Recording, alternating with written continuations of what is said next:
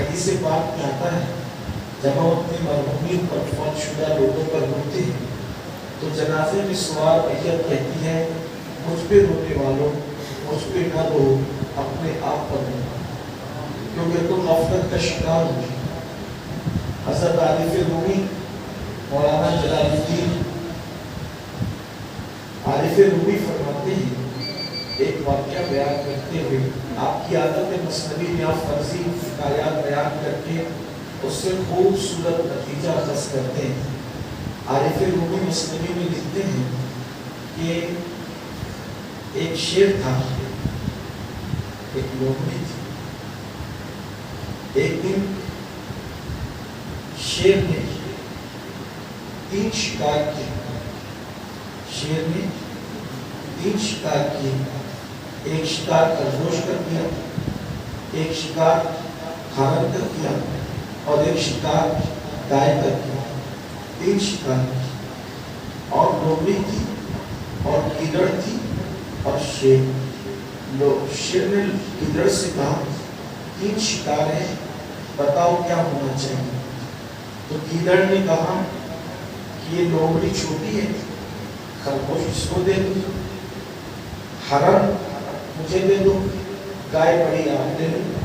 شیر نے اس کو مارا اور کہا تیری اتنی ہمت کہ تو میرا انصاف کرے گا؟ گیدڑ مر گیا۔ پھر لومڑی سے کہا اب آپ بولو کیا کرنا ہے؟ اس نے کہا حضور میں تو آپ کی کنیز ہوں، ناشتے میں خرگوش کھائیں، دوپہر کو ہرن کھائیں اور رات کو گائے کھائیں، اور میں کنیز ہوں، بچا کچا آپ کا حصہ یا جو بچے گی آپ کی خیرات میں کھا لوں گا۔ شیر نے ہنس کے کہا بڑی بھی تجھے اتنی عقل کہاں سے آ گئی؟ تو اس نے کہا گیدڑ کا انجام دیکھ کر مجھے ہوش آ گئے۔ عارف رومی کہتے ہیں کہ لومڑی نے گیدڑ کا انجام دیکھ کر عبرت حاصل کی تو نقصان سے بچ گئی۔ اے مسلمان تو کتنے لوگوں کو اپنے کندھوں پہ اٹھا کر لے جاتا ہے، کبھی اپنے باپ کو لے گیا، کبھی اپنے بھائی کو لے گیا، کبھی مالداروں کو لے گیا، کبھی غریبوں کو لے گیا، اور سب کو لے جا کر کے تو شہر خاموشہ میں سلاتا رہا۔ کیا کبھی تم نے سوچا جیسے آج میں لوگوں کو اٹھا کر کے لے جا رہا ہوں ویسے کل لوگ مجھے بھی اٹھا کر لے جائیں گے؟ میرا بنایا ہوا بنگلہ، میرا بنایا ہوا مکان، میری لمبی لمبی خوبصورت کاریں، میری اولاد، میری شریک حیات، کوئی میرے ساتھ نہیں جائے گا۔ میرے کفن میں اگر کچھ جانے والی چیز ہے تو وہ یا صرف میرا اچھا عمل جائے گا یا میرا برا عمل جائے گا۔ قرآن کہتا ہے لا تنسا نصیبک من الدنیا، اپنے نصیب کا دنیا سے مت بھولو۔ آپ کتنے بھی بڑے کروڑ پتی ہے، آپ ارب پتی ہے، آپ خرب پتی ہے، آپ فیکٹریوں کے مالک ہیں، آپ بڑے بڑے تاجر ہیں، آپ کچھ بھی ہے، لیکن ایک دن جب جسم کا رشتہ روح سے ٹوٹ جائے گا تو اس وقت نہ مال نے ساتھ جانا ہے، نہ جائیداد نے ساتھ جانا ہے، نہ اولاد نے ساتھ جانا ہے۔ اتنی حیرت کی بات ہے، جو مال تجوریوں میں پڑا رہے گا، جو مال بینکوں میں پڑا رہے گا، جو مال گھروں میں پڑا رہے گا، اس مال کے لیے تو تم اتنی محنت کر رہے ہو، اور جو نیکیاں تمہارے ساتھ کفن میں جائے گی ان نیکیوں کے لیے آپ نے ہم نے کیا وقت نکالا؟ یعنی کہ ہم دوسروں کے لیے کر رہے ہیں، یہ جو اتنی محنت کر رہے ہو سب دوسروں کے لیے کر رہے ہو، اپنے لیے کیا کیا؟ اپنے لیے تو نماز کے لیے ہمارے پاس کوئی ٹائم ہی نہیں۔ جب کہا جاتا ہے میرے بھائی نماز کیوں نہیں پڑھتے؟ مولانا ٹائم نہیں ملتا۔ کیوں نہیں ٹائم ملتا؟ کیونکہ پیسے کمانے ہیں۔ جو پیسے کما رہا ہے نماز چھوڑ کر، یہ پیسوں پر تو لوگ موج موج کریں گے، لوگ عیش کریں گے، اور جواب تمہیں دینا ہوگا۔ میرے بھائیوں، قاری غیاث الدین کی موت ہمارے لیے مثال بھی ہے، ہمارے لیے عبرت بھی ہے۔ یقیناً اگر غیاث الدین کوئی تاجر ہوتا، غیاث الدین کوئی دنیا دار ہوتا تو کیا اتنے علماء اور سادات اور اتنی بڑی بڑی محفلیں غیاث الدین کے نام پر جمتی نہیں جمتی؟ ہندوستان سے لے کے پاکستان تک، پاکستان سے لے کے برطانیہ تک اگر غیاث الدین کے نام پہ محفل سج رہی ہے، اس لیے نہیں کہ وہ تاجر تھا، اس لیے کہ وہ مصطفیٰ جان رحمت کا سچا غلام،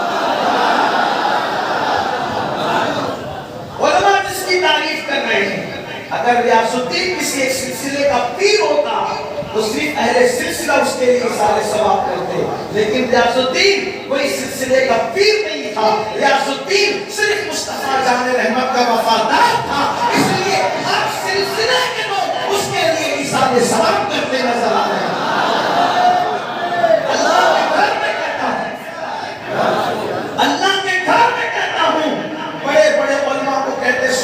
کہ ہمیں قاری ریاض الدین کی موت پہ رشک آ رہا ہے، اس لیے کہ بلا مبالغہ ہزاروں قرآن مقدس جس کو اثارے ثواب کیے گئے، بلا مبالغہ لاکھوں کروڑوں کلمہ طیبہ جس کے لیے اثارے ثواب کیے گئے، ریاض الدین کی حیثیت اہل بیکانیر سے زیادہ کون جانتا ہے؟ ایک چھوٹے سے گمنام گھرانے سے اٹھا، ایک چھوٹے سے گمنام گھرانے سے وہ جوان اٹھا اور اٹھنے کے بعد پوری کائنات پر چھا گیا۔ کیا چیز تھی؟ آواز تو بیکانیر میں اور بھی لوگوں کے پاس ہے، آپ کے بیکانیر کا ایک بندہ اور بھی ہے، میرا دوست ہے، لیکن وہ ناکھا نہیں ہے، وہ گانا گاتا ہے، لیکن ہے میرا دوست، اس سے میری دوستی ہے، اچھی آواز کا مالک ہے۔ میں نے ایک بار قاری ریاض الدین سے ان کو ملایا بھی تھا کہ یہ بھی بیکانیر کے، یہ بھی بیکانیر، حالانکہ بڑا مؤدب ہے، میرا دوست اچھا ہے۔ میں نے کہا تھا کہ جیسے ریاض الدین نعت پڑھتے ہیں ویسے ہم تم سے بھی نعت سننا چاہتے ہیں۔ انہوں نے نعت پڑھی، ہو سکتا ہے شاید کی محفل کو وہ سن بھی رہے، دعا کرتا ہوں کہ اللہ وہ بھی جلدی اس فیلڈ میں آئے۔ آواز اچھی تھی، آواز تو لوگوں کی بھی اچھی ہوتی ہے، خصوصیت کیا تھی؟ لوگ اپنی آواز کو کسی کے زلف و رخسار کے لیے وقف کرتے تھے، ریاض الدین نے اپنی آواز کو مصطفیٰ جان رحمت کی زلف انوری کے لیے، اور تحریک سے وابستگی کی اہمیت مجھے اس سے بھی پتہ چلتی ہے۔ اہمیت تو پہلے سے پتہ تھی، لیکن قاری ریاض الدین سے اچھی آواز کے مالک بھی لوگ دنیا میں موجود ہیں، قاری ریاض الدین سے اچھی پڑھنے والے لوگ بھی دنیا میں موجود ہیں، لیکن ان کو وہ مقبولیت نہیں جو سنی دعوت اسلامی کے پلیٹ فارم سے قاری ریاض الدین کو مقبولیت نصیب ہے۔ وجہ اور لوگ اپنی آواز کا سودا کرتے ہیں، ریاض الدین نے کبھی اپنی آواز کا سودا نہیں کیا۔ جب ہم کبھی ساتھ میں سفر کرتے تھے، جس نے جو دے دیا لے لیا، کبھی لفافے میں کیا ہے یہ گن کر بھی نہیں دیکھا، لفافہ موٹا یا پتلا کبھی ماتھے پر شکن تک نہیں آیا۔ وجہ تو جس نے رسول اللہ کے لیے پڑھا، دیکھو اتنی مختصر سے زندگی میں میرے نبی نے کیسے نوازا کہ میں نے حضور مفکر اسلام کو منبر پہ بیٹھ کے روتے دیکھا۔ اتنا بڑا وقت کا مفکر جس کی موت پر روئے، اگر اس کی موت قابل رشک نہیں تو پھر کس کی موت قابل رشک؟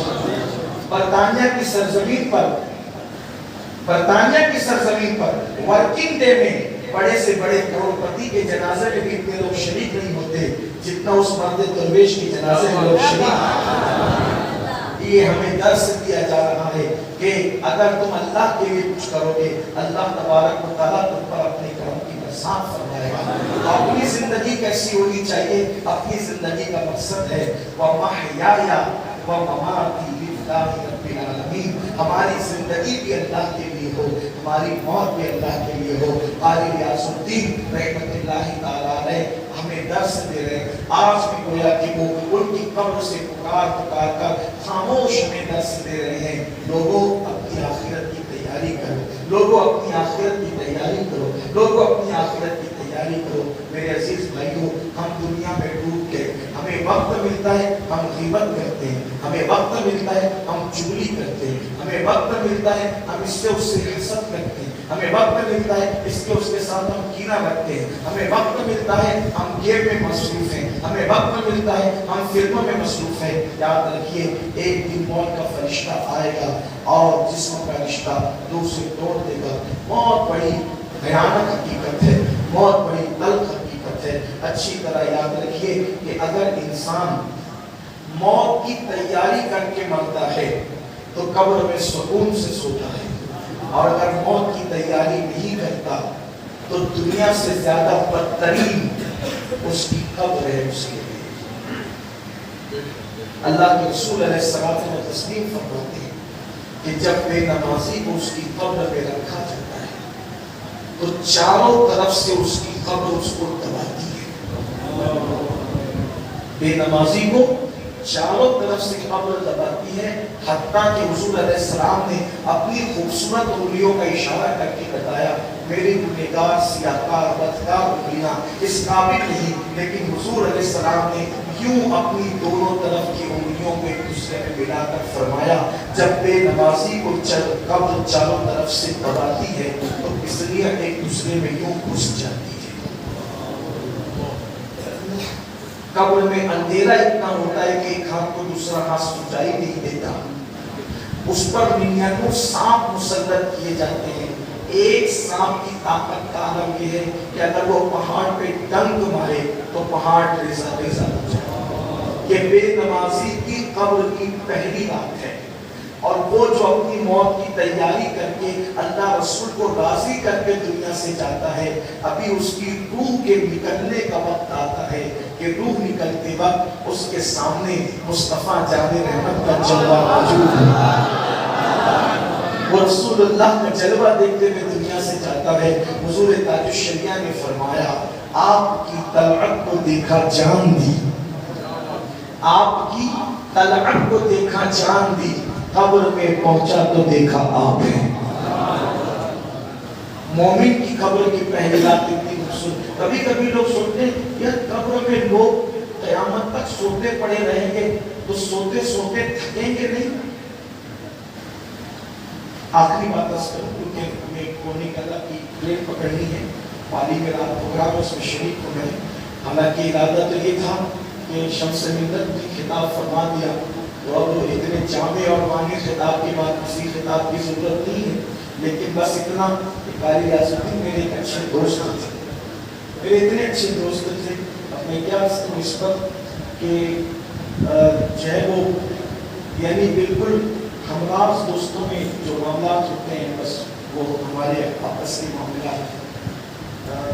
دل تو ابھی بھی مانتا ہے کہ ان کا انتقال ہوا۔ میں سوچتا ہوں کہ ہمیں اتنا احساس ہے، امیر سنی دعوت اسلامی کو اتنا احساس ہے، ان کی والدہ کو کتنا احساس ہوگا، ان کے بھائیوں کو کتنا احساس ہوگا، ان کی بیوہ کو کتنا احساس ہوگا، ان کے بچوں کو کتنا احساس ہوگا۔ پھر بڑا نقصان ہے ان کا جانا دنیا سے، اللہ کی مرضی ہے مگر۔ تو میں نے سوچا کہ دوست میں بیکانیر ان کی شادی میں آیا تھا، اور آج مجھے احساس ہے جب میں آ رہا تھا تو میرے ذہن کے اندر یہ خیالات آ رہے تھے۔ ایک دن وہ تھا کہ چند سالوں پہلے میں ان کی شادی میں آیا تھا، اور ایک دن آج ہے کہ میں ان کے سارے سوال کی محفل میں آیا ہوں۔ میں نے کبھی بھی سوچا تھا کہ ایسا ہوگا، لیکن اللہ کی مرضی ہے۔ میں آپ سے عرض کرتا ہوں میرے بھائیوں، میرے عزیز بھائی، یاد رکھیے زندگی بہت مختصر زندگی ہم لے کر کے آئے، بہت کم ٹائم لے کر کے آئے، ہمارے پاس وقت نہیں ہے۔ اس کم ٹائم اور کم وقت کا صحیح استعمال کیجیے، صحیح استعمال کیجیے اس کم ٹائم اور کم وقت، تاکہ ہمیں موت آئے تو پرسکون ہو۔ قبر میں اگر آپ سوچتے ہیں نا کہ اتنی دیر تک کیسے سوئیں گے، کیسے پڑے رہیں گے، تو میں اس سلسلے میں ایک واقعہ کرتا ہوں آخری بات کے طور پہ۔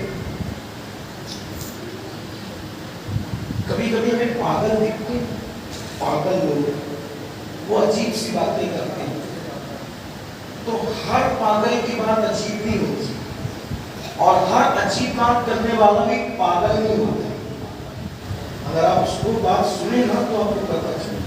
شاہ عبدالعزیز محدث دہلوی کے دور میں ایک پاگل تبدیلی ہے جس کو پاگل ہی سمجھتے ہیں، لیکن وہ بس اتنا کہتا تھا میرا یہاں ایک گھر تھا، میری بیوی تھی، میرے بچے تھے، ملتے نہیں، بس ایک ہی بات، میرا گھر تھا یہاں، میری بیوی تھی، میرے بچے تھے، ملتے نہیں۔ لوگ اس کو پاگل سمجھ کے نظر انداز کرتے تھے۔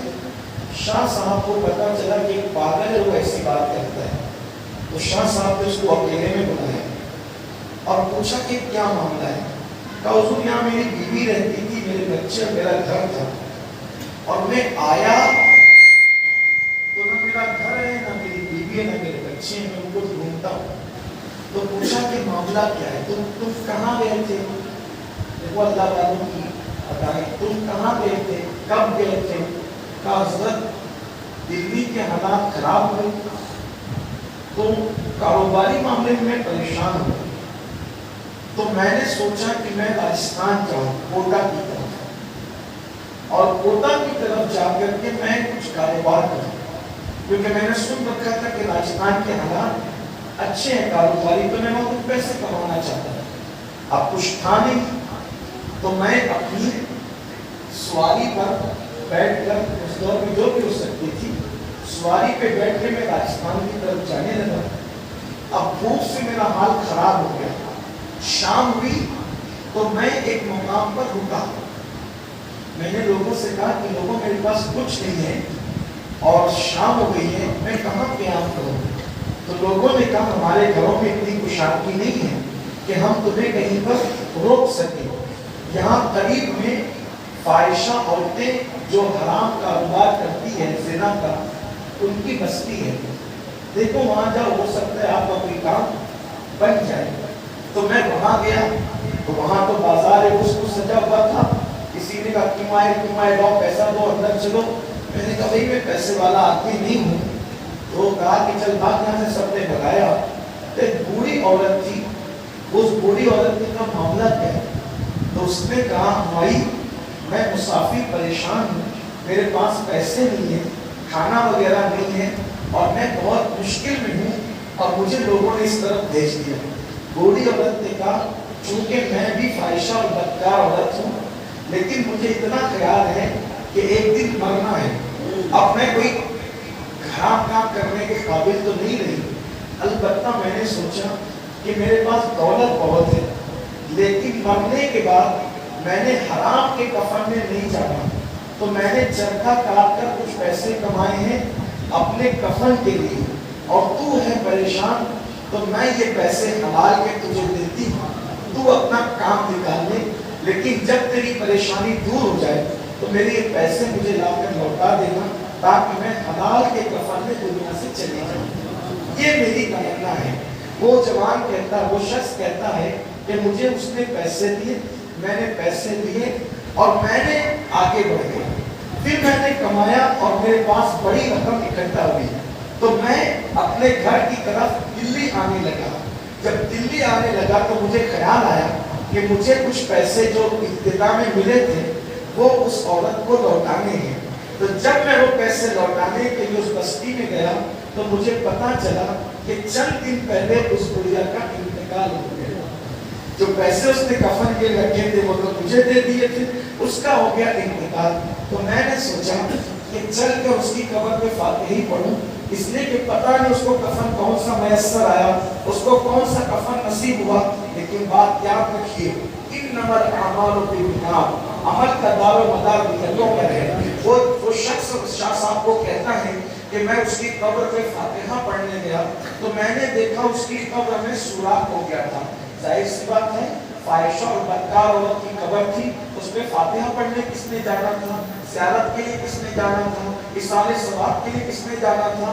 کوئی تو جانے والا تھا نہیں، کون جاتا؟ نیکوں کی قبر پر میرے عزیز ان کے بچے برسوں برس نہیں جاتے، بلکہ شب برات کے بہانے اگر چلے گئے تو چلے گئے، ورنہ آج کل تو لوگ اس سے بھی روکتے، اس سے بھی منع کرتے ہیں، یہ صورتحال ہے۔ برس کو ماں باپ کی قبروں پہ نہیں جاتے، مر گیا مربوط فاتحہ نہ درود، اس لیے کہ دنیا کا حال یہ ہو گیا کہ لوگ ایک دوسرے کو منع کرتے ہیں۔ جو لوگ قائم ہیں وہ بھی دنیا میں اتنے ڈوب چکے ہیں کہ ماں باپ کی قبروں پر جانے کے لیے تیار نہیں۔ حالانکہ حدیث پاک میں آتا ہے کہ جو جمعہ کے دن اپنے ماں باپ کی قبر کی زیارت کرے گا، اس کے مرنے کے بعد فرشتے اس کی قبر کی زیارت کریں گے۔ بڑی معذرت کے ساتھ کہ کرنے والوں برا لگے تو معاف کرنا، پیر کی قبر پہ فاتحہ پڑھنے تو آپ جاتے ہو، لیکن ماں باپ کی قبر پر فاتحہ پڑھنے نہیں جاتے۔ لیکن ایک بات یاد رکھنی ہے، اگر آپ ماں باپ کی قبروں پر نہیں جاتے تو شاید پیر کی قبر پر جانا بھی آپ کو کوئی زیادہ فائدہ نہیں پہنچا سکتا، اس لیے کہ پیر کی مزار پہ فاتحہ پڑھنے والوں کی تو بھیڑ لگی ہے، تیرے ماں باپ کے لیے تیری سوا کون ہے؟ کون اس اللہ ثواب کرے گا؟ اس لیے خدا کے لیے اپنے ماں باپ پر رحم کرو، اور یاد رکھنا ہم اِسارے ثواب کرتے ہیں تو ہمارے مرحومین کو وہ نور کے تھال کی شکل میں ملتا ہے، اور جو اصالہ ثواب نہیں کرتے تو ان کے مردے ان کو بددعا دیتے ہیں کہ یہ ہمیں بھول کیسے گئے۔ بلکہ ہمارے امام اہل سنت نے تو یہاں تک یہ لکھا کہ ہر جمعرات کو اور ہر مقدس تہوار کے موقع پہ روحیں تمہارے گھروں پر چل کر آتی ہے اور وہ تکتی رہتی ہے کہ کوئی ہمیں اصالہ ثواب کر رہا ہے کہ نہیں کر رہا ہے۔ اگر ہم اصالہ ثواب کرتے ہیں تو وہ تحفہ لے کر خوشی خوشی جاتے ہیں، اور اگر ہم اصالہ ثواب نہیں کرتے تو وہ غمگین ہو کر کے بددعائیں دیتے ہوئے جاتے ہیں۔ اس لیے اپنے مرحومین کے لیے اصالہ ثواب کرنے کی عادت ڈالو، اپنے مرحومین کے لیے۔ اور میں یہ نہیں کہتا کہ قرآن 40 قرآن پڑھ کے بخشوا دو، اگر اللہ توفیق دے تو یہ بھی کرو، لیکن یہ نہیں کر سکتے تو کم سے کم 3 بار قل هو اللہ پڑھ کر ہی اپنے مرحومین کی روح کو اصالہ ثواب کر دیا کرو۔ ایک بار سورہ فاتحہ پڑھ کے ساتھ، ارے نہیں کچھ آتا تو لا الہ الا اللہ محمد رسول اللہ پڑھ کر ہی اصالہ ثواب کر دیا کرو، لیکن اصالہ ثواب کا سلسلہ جاری رہنا چاہیے۔ تو وہ شخص کہتا ہے شاہ صاحب سے کہ میں نے اس نقاشہ کے اس بدکار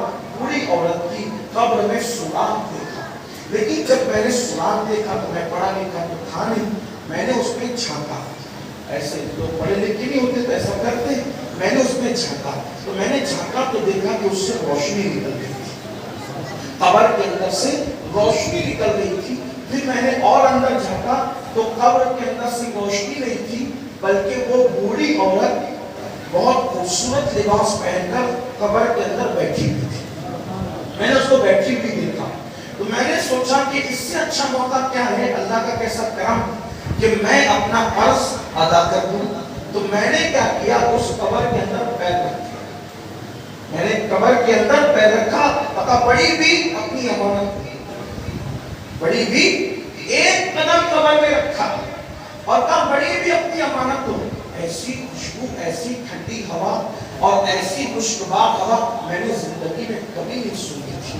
میرے مشام جام معطر میں اس نے کہا میرے بھائی اب مجھے اس کی ضرورت نہیں ہے، میں نے اپنے کفن کی چیز تجھ جیسے ضرورت مند کو دے دیا۔ میرے اللہ کو میری ادا اتنی پسند آئی کہ اللہ نے اسی کو قبول کر کے میری مغفرت فرما دی اور میری قبر کو جنت کے باغوں میں سے پاک بنا دیا۔ لیکن تو یہاں کہاں چلایا، جلدی نکل، تو یہاں کہاں چلایا، جلدی نکل۔ جیسی کا جلدی نکل تو میں نے پیر باہر کیا، جب وہ ایک ہی لمحہ، بس اتنی بات ہوئی ایک لمحے، میں نے قبر سے باہر پیر نکالا تو میں نے دیکھا دنیا بدلی ہوئی تھی، دنیا بدلی ہوئی تھی۔ اب میں جب واپس دلی آیا تو پوچھتا ہوں میرا گھر کا ہے تو میرا گھر ہی نہیں ملتا، میری بیوی کا ہے تو بیوی نہیں ملتی، بچے کا ہے تو بچے نہیں ملتے۔ شاہ صاحب نے کہا کہ ان دنوں دلی میں کون سا بادشاہ تھا تمہیں پتا ہے؟ کوئی مشہور بزرگ کا نام بتایا؟ اس نے بتایا ہاں وہ فلاں بادشاہ تھا۔ اور شاہ صاحب نے کہا اس کو تو 500 سال بیت چکے ہیں۔ تو قبر کے اندر ایک قدم رکھ کر کے باہر نکالنے پر اس دنیا کی صدیاں بیت جاتی ہے۔ آپ سوچتے ہیں کہ وہ ہزاروں سال تک سو رہا ہے، ہزاروں سال تک نہیں سو رہا ہے۔ ادھر حضور کو دیکھ کر آنکھیں بند کی، ادھر حضور کو دیکھ کر آنکھیں بند کی۔ جب فرشتے کہیں گے اٹھو، جس کو دیکھ کر آنکھیں بند کی تھی اب وہ اپنی جلوہ نمائیوں کے ساتھ میدان محشر میں موجود ہے، دیکھنے کے لیے چلو تو اس کو ایسے لگے گا جیسے عشاء کے بعد سویا تھا اور فجر کی نماز میں بیدار ہو گیا۔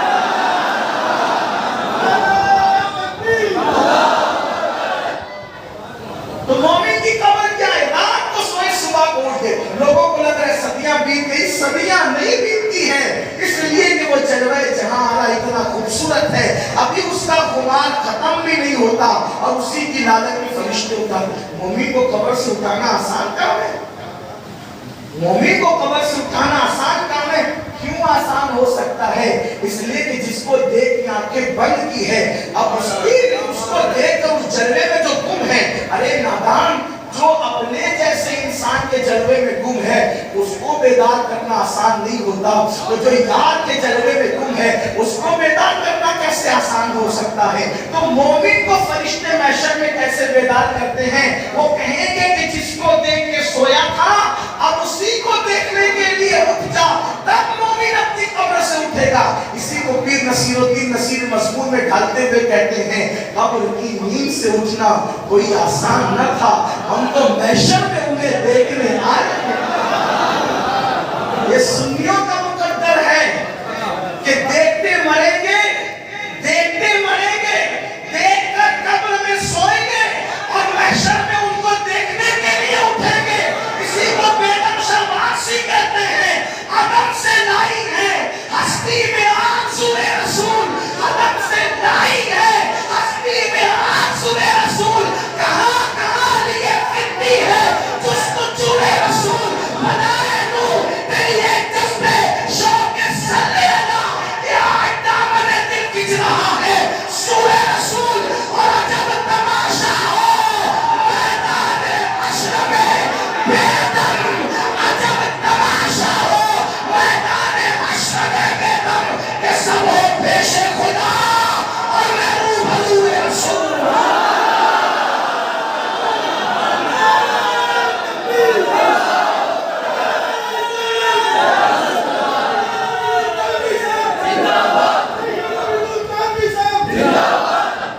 عجب تماشا ہو میدان حشر، ہماری کون کیسی موت، عجب تماشا ہو میدان حشر میں بیدم، کہ سب ہو پیش خدا، سب سارے اہل عقل کہاں ہو پیش خدا، اور اہل عشق میں روبرو رسول، اہل عشق میدان محشر کے مزے کیا، قبر کے مزے تو یہ میں مروں تو میرے مولا، یہ ملائکہ سے کہہ دے کوئی اس کو مت جگانا ابھی آنکھ لگے۔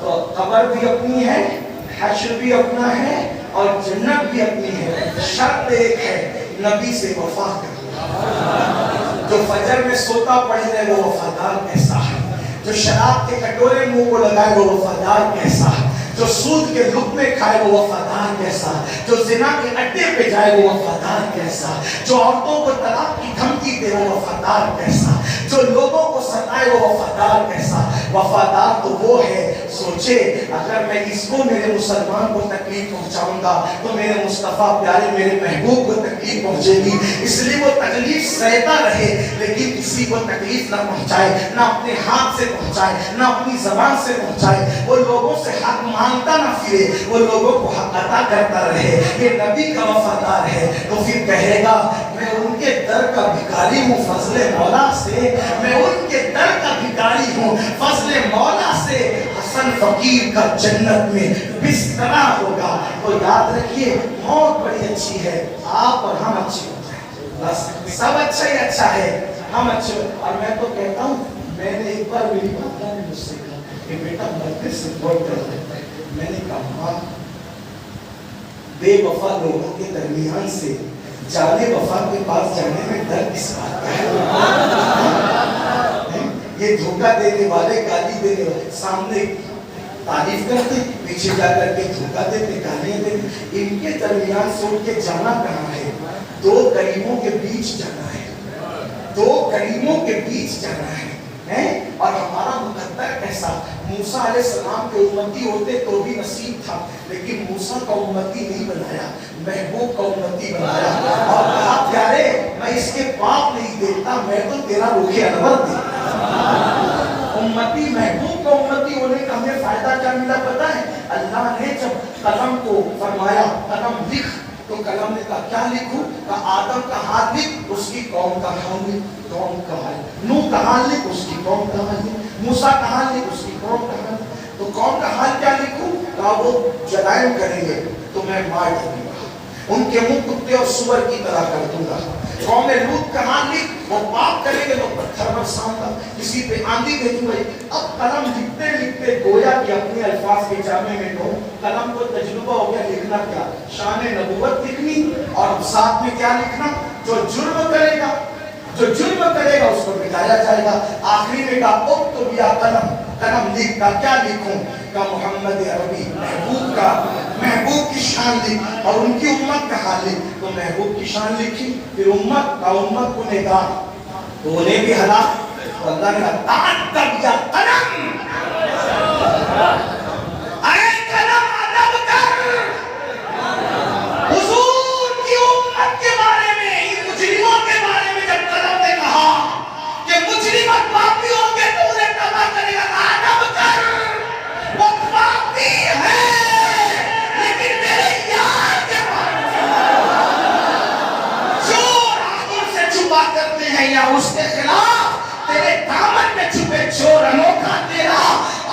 خدائی کرے صدر قیامت کے سپاہی وہ کس کو ملے جو دے دامن میں چھپا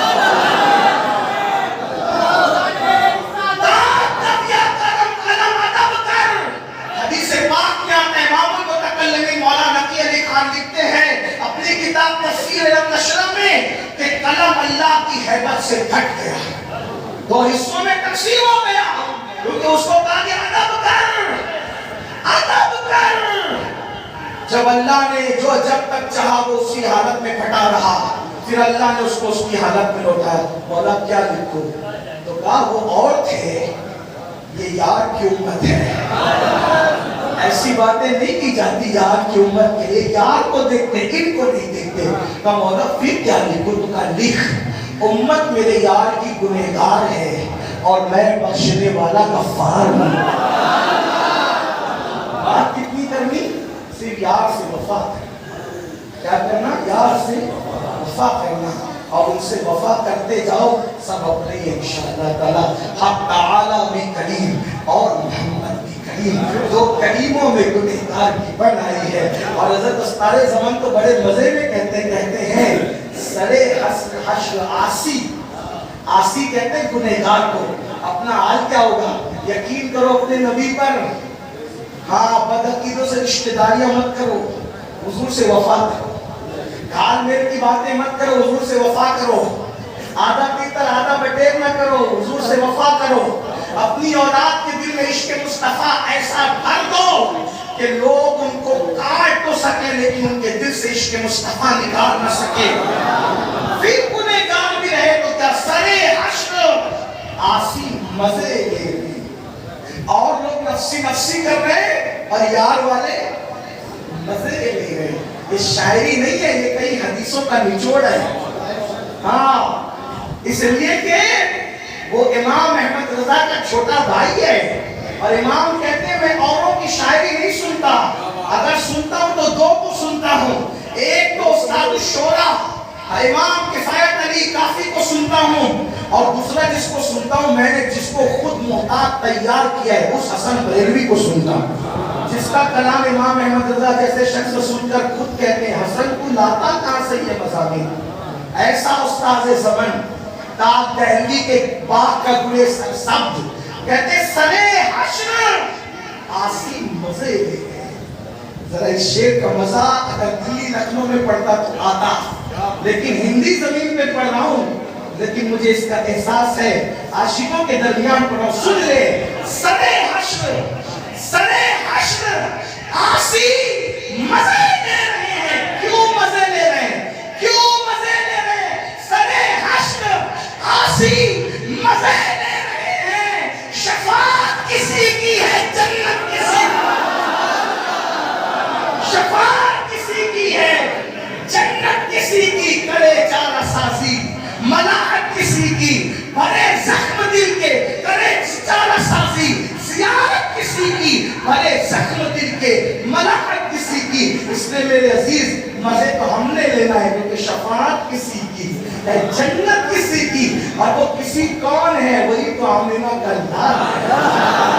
اور جنت کس کی؟ خالق کل نے آپ کو مالک کل بنا دیا، دونوں جگہ ہیں آپ کے قبض و اختیار میں، جہاں بانی عطا کر دیں علی جنت ہبا کر دے۔ میرا نبی مختار کل ہے، جس کو جو چاہے عطا کر دے۔ نبی مختار کل ہے، جس کو مگر کس کو تو انہیں جانا انہیں مانا، نہ رکھا غیر سے کام۔ للہ الحمد میں دنیا سے مسلمان گیا، اور جو مسلمان گیا تو اس کی شان یہ ہے کہ عرش پر دھومیں مچے وہ ریاض الدین ملا، عرش پر دھومیں مچے وہ مومن صالح ملا، فرش سے ماتم اٹھے وہ طیب و طاہر گیا۔ یہ کب ہوگا واسطہ پیارے کا ایسا ہو کہ جو سنی مرے، یوں نہ فرمائے تیرے شاہد کہ وہ فاجر گیا۔ اللہ سب کو توفیق عطا فرمائے۔ وقت مکمل ہوا ہے اور دیر بھی پکڑنی ہے، اس لیے میں اسی طرح اپنی گفتگو کو نامکمل ختم کرتا ہوں اور دعا کرتا ہوں اللہ قاری ریاض الدین رحمۃ اللہ علیہ کی مغفرت فرمائے، ان کے درجات بلند فرمائے، ان کے گھر والوں کو صبر جمیل اجر جزیل عطا فرمائے۔ السلام علیکم۔